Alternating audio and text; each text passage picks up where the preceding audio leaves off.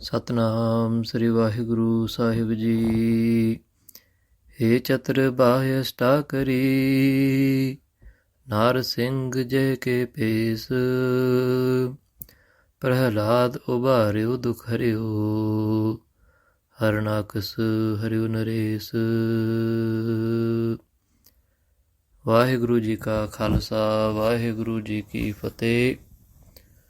ਅੱਜ ਕੇਵਲ ਇੱਕ ਬ੍ਰਹਮ ਤੱਤ ਦੇ ਉੱਤੇ ਅਸੀਂ ਵਿਚਾਰ ਕਰਾਂਗੇ। ਤੇ ਤੱਤ ਉਹ ਹੁੰਦਾ ਹੈ ਕਿ ਜੋ ਹਰ ਇੱਕ ਵਸਤੂ ਦੇ ਵਿੱਚ ਸਾਰ ਰੂਪ ਦੇ ਵਿੱਚ ਹੋਵੇ, ਉਹਨੂੰ ਤੱਤ ਕਿਹਾ ਜਾਂਦਾ ਹੈ। ਤੇ ਤੱਤ ਉਹ ਵੀ ਹੈ ਜੋ ਹਮੇਸ਼ਾ ਸੱਚ ਹੋਵੇ, ਜਿਹੜਾ ਕਦੇ ਮਿਟਦਾ ਨਹੀਂ, ਉਹਨੂੰ ਵੀ ਤੱਤ ਆਖਦੇ ਹਾਂ। ਤੇ ਵੇਦਾਂਤ ਦੇ ਵਿੱਚ ਸਾਮਵੇਦ ਦੇ ਮਹਾਂਵਾਕ ਆਉਂਦੇ ਨੇ, ਜਿਹਨੂੰ ਕਹਿੰਦੇ ਨੇ ਕਿ ਤਤ ਤਵੰ ਅਸੀਂ। ਤਤ ਈਸ਼ਵਰ ਨੂੰ ਵੀ ਕਿਹਾ ਜਾਂਦਾ ਹੈ। ਤਵੰ ਪਦ ਜੀਵ ਹੈ ਤੇ ਅਸੀਂ ਰੂਪ ਪਾਰ ਬ੍ਰਹਮ ਹੈ। ਜਿਹੜਾ ਤਤ ਰੂਪ ਈਸ਼ਵਰ ਬ੍ਰਹਮ ਹੈ, ਉਹ ਸਾਰਿਆਂ ਦੇ ਵਿੱਚ ਵਿਆਪਕ ਹੈ। ਉਹ ਕਿਸ ਤਰੀਕੇ ਦੇ ਨਾਲ ਜਾਣਿਆ ਜਾਵੇ, ਇਹਦੇ ਬਾਬਤ ਧੰਨ ਧੰਨ ਸ੍ਰੀ ਗੁਰੂ ਗ੍ਰੰਥ ਸਾਹਿਬ ਜੀ ਮਹਾਰਾਜ ਦੀ ਬਾਣੀ ਸਾਨੂੰ ਦੱਸਦੀ ਹੈ। ਸੂਰਜ ਕਿਰਨ ਮਿਲੇ, ਜਲ ਕਾ ਜਲ ਹੁਆ ਰਾਮ। ਜੋਤੀ ਜੋਤ ਰਲੀ, ਸੰਪੂਰਨ ਥੀਆ ਰਾਮ। ਬ੍ਰਹਮ ਦੀਸੈ, ਬ੍ਰਹਮ ਸੁਣੀਐ, ਏਕ ਏਕ ਵਖਾਣੀਐ। ਆਤਮ ਪਸਾਰਾ ਕਰਨ ਹਾਰਾ, ਪ੍ਰਭ ਬਿਨਾ ਨਹੀਂ ਜਾਣੀਐ। ਆਪ ਕਰਤਾ ਆਪ ਭੁਗਤਾ, ਆਪ ਕਾਰਨ ਕੀਆ। ਬਿਨਵੰਤ ਨਾਨਕ ਸਈ ਜਾਣਹਿ, ਜਿਨਹੀ ਹਰ ਰਸ ਪੀਆ। ਮਹਾਰਾਜ ਜੀ ਸਾਨੂੰ ਦੱਸ ਰਹੇ ਨੇ, ਸੂਰਜ ਕਿਰਨ ਮਿਲੇ। ਜਿਵੇਂ ਕਿਰਨ ਸੂਰਜ ਦੇ ਨਾਲ ਮਿਲਿਆ ਹੋਇਆ ਹੈ ਤੇ ਸੂਰਜ ਕਿਰਨਾਂ ਨਾਲ ਮਿਲਿਆ ਹੋਇਆ ਹੈ, ਭਾਵ ਦੋਨੋਂ ਇੱਕ ਰੂਪ ਨੇ।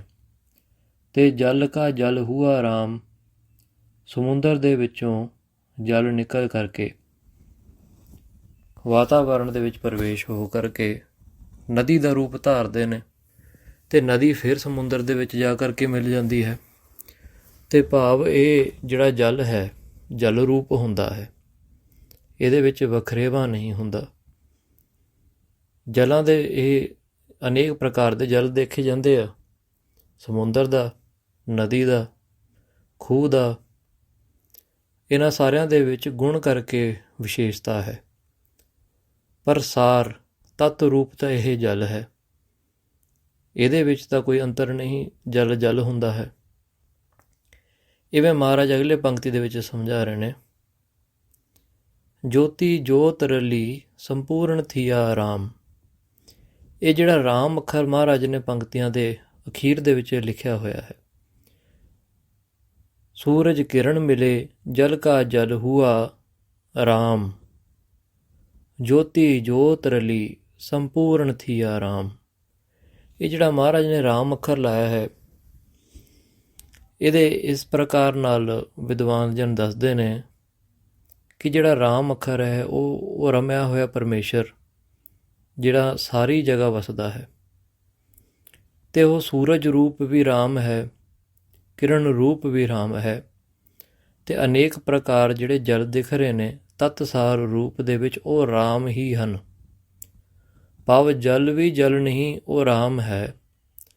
ਸੂਰਜ ਸੂਰਜ ਨਹੀਂ, ਉਹ ਰਾਮ ਹੈ। ਸੂਰਜ ਦੇ ਕਿਰਨ ਜਿਹੜੇ ਨੇ ਉਹ ਵੀ ਰਾਮ ਰੂਪ ਨੇ।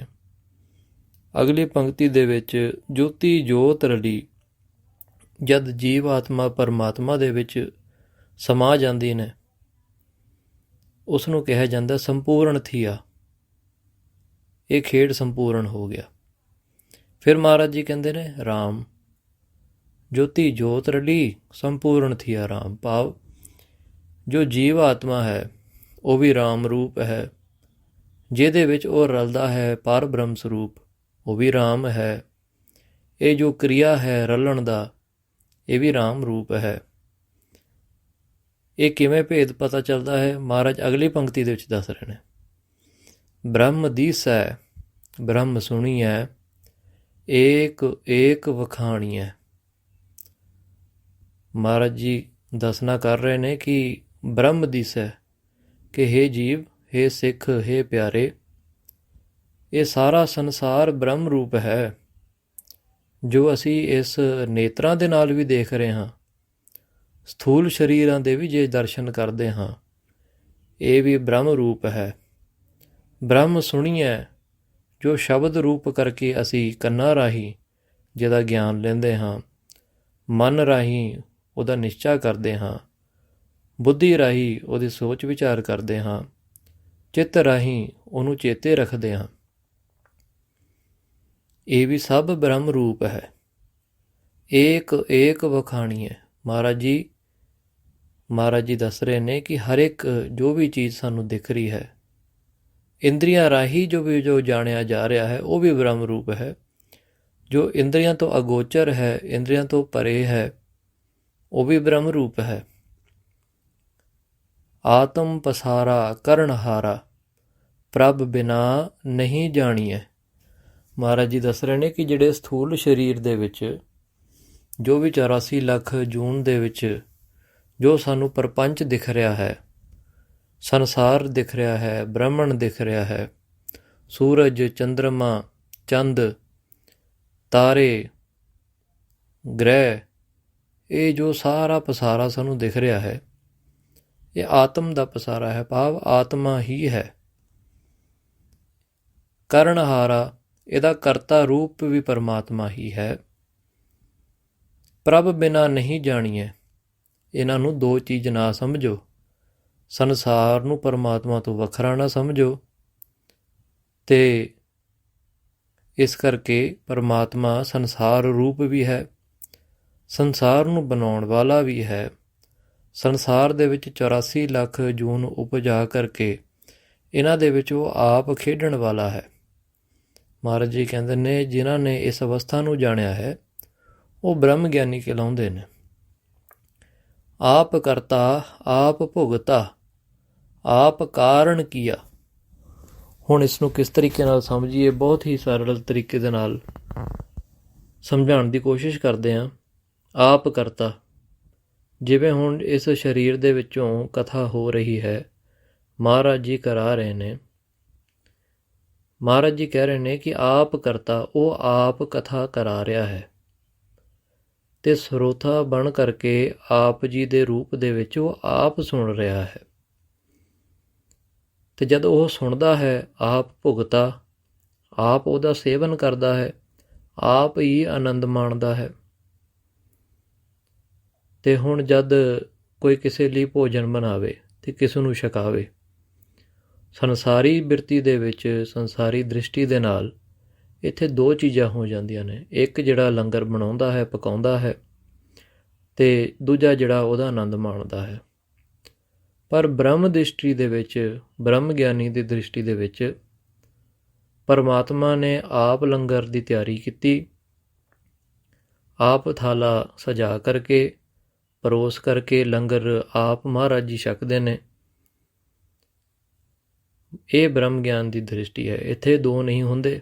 ਜਿੱਥੇ ਇੱਕ ਹੁੰਦਾ ਹੈ ਉਹ ਅਦਵੈਤ ਬ੍ਰਹਮ ਦ੍ਰਿਸ਼ਟ ਹੈ। ਸੋ ਆਪ ਕਰਤਾ ਰੂਪ ਹੈ, ਆਪ ਭੁਗਤਾ ਰੂਪ ਹੈ, ਤੇ ਆਪ ਕਾਰਨ ਕੀਆ, ਆਪ ਹੀ ਕਾਰਨ ਰੂਪ ਵੀ ਹੈ। ਜੰਗ ਦੇ ਵਿੱਚ ਦੋ ਧਿਰੇ ਹੁੰਦੇ ਨੇ, ਦੋਨੋਂ ਸਿਰਿਆਂ ਦਾ ਆਪ ਮਾਲਕ ਤੇ ਜਿਹੜਾ ਸਵਾਮੀ ਹੈ ਉਹ ਪਰਮਾਤਮਾ ਆਪ ਹੈ।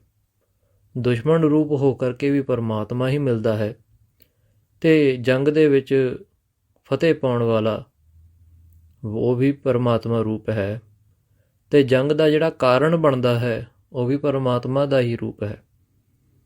ਗੁਰਬਾਣੀ ਮਹਾਰਾਜ ਸਾਨੂੰ ਦੱਸਦੇ ਨੇ ਆਪ ਕਾਰਨ ਕੀਆ, ਉਹ ਆਪ ਕਾਰਨ ਰੂਪ ਹੋ ਕਰਕੇ ਵਰਤ ਰਿਹਾ ਹੈ। ਬਿਨਵੰਤ ਨਾਨਕ ਸਈ ਜਣ ਹੈ, ਜਿਨੀ ਹਰ ਰਸ ਪੀਆ। ਮਹਾਰਾਜ ਜੀ ਇਹ ਸਾਨੂੰ ਬੇਨਤੀ ਦੱਸਦੇ ਨੇ ਕਿ ਬਿਨਵੰਤ ਨਾਨਕ ਸਈ ਜਣ ਹੈ। ਇਸ ਅਵਸਥਾ ਅਤੇ ਇਸ ਬਾਣੀ ਨੂੰ ਵਿਚਾਰ ਕਰਕੇ ਆਪਣੇ ਜੀਵਨ ਦੇ ਵਿੱਚ ਕੋਈ ਲਿਆਵੇ, ਅਤੇ ਉਹ ਇਸ ਅਵਸਥਾ ਦਾ ਮਾਲਕ ਬਣ ਜਾਂਦਾ ਹੈ ਕਿ ਉਹ ਆਪ ਸਾਰਿਆਂ ਦੇ ਵਿੱਚ ਪਰਮਾਤਮਾ ਨੂੰ ਦੇਖਣ ਵਾਲਾ ਅਤੇ ਉਹਦਾ ਆਨੰਦ ਮਾਣਨ ਵਾਲਾ ਹੋ ਜਾਂਦਾ ਹੈ।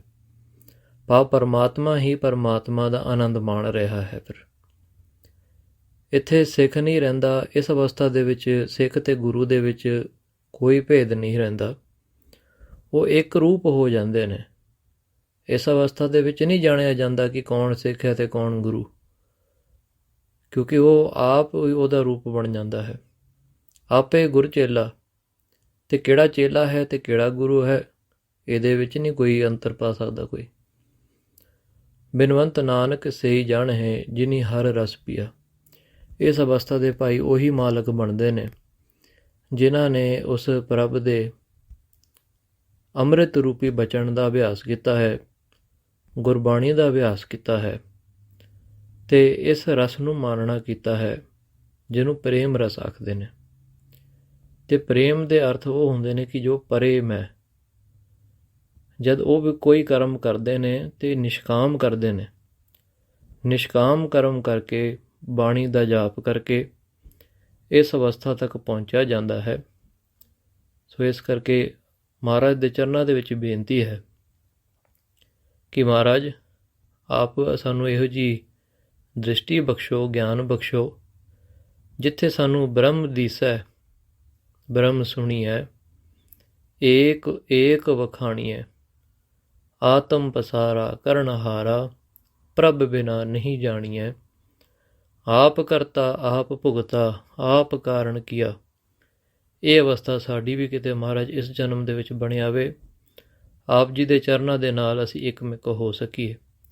ਵਾਹਿਗੁਰੂ ਜੀ ਕਾ ਖਾਲਸਾ, ਵਾਹਿਗੁਰੂ ਜੀ ਕੀ